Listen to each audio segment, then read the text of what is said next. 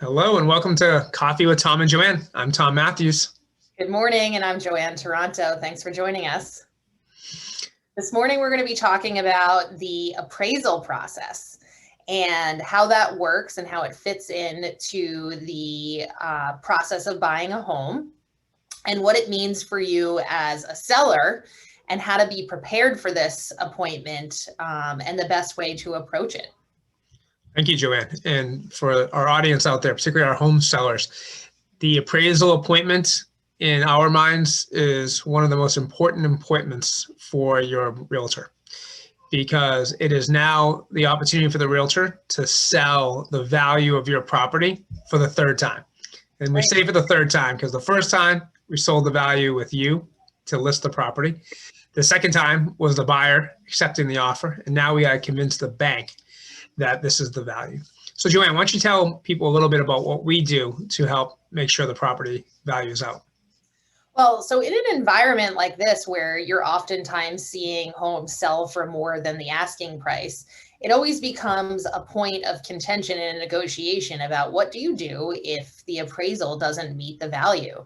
And there is a lot you can do to protect yourself from a seller, as a seller in that scenario.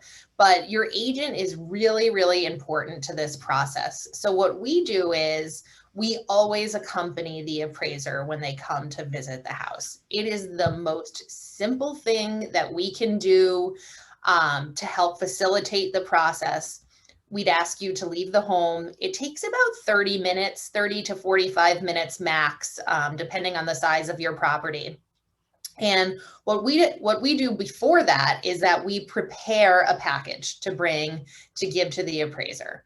So, in residential appraisals, there is a general framework, a form that's used that, where the appraiser will select comparable sales or relevant sales and then make adjustments. So what we try to do is we were trained originally by a broker who had an appraisal license and who was very good at what she did. And she taught us about making adjustments. Now, we're not going to do the appraisal for the appraiser, but we come with the relevant properties and we come with supporting data that's going to support the market value. The most important piece to market value is understanding that the market value is set when a ready and willing buyer is paying a particular price for a property at that given time. That is the definition of market value. And our goal is to bring a package of information with us that we can then review with the appraiser at the visit to substantiate the sale price of your property. Yeah, we hand with that. And if we have multiple bids, we'll hand them the spreadsheet showing them the multiple bids, and we'll tell them why we selected the offer we selected.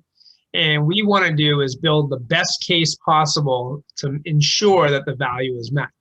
And Joanne and I feel that if the realtor you've selected to sell your home has done this and they've gone to these steps and you still have an issue with the appraisal, at least now you know that you've left no stones unturned.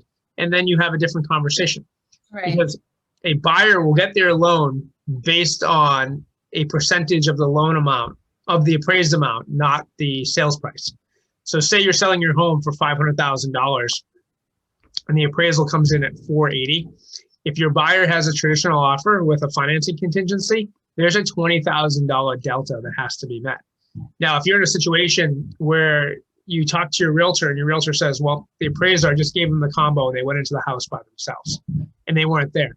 There was no control. There's no aspect there. There may be room for error. But if your realtor says, I met the appraiser, I handed them a packet, I gave them all the comps that we use to price your home, I gave them all the list of offers that we had, I did everything in my power, and yet the appraiser didn't agree with our value. Now we have a different conversation. So Joanne, what options do a home seller have if a home doesn't appraise? So every buyer's situation is different and every seller's situation is different, but you do have some options if the appraisal comes in below the sales value. The ideal scenario is that the buyer makes up the shortfall. They bring a little extra cash to the table to close the deal.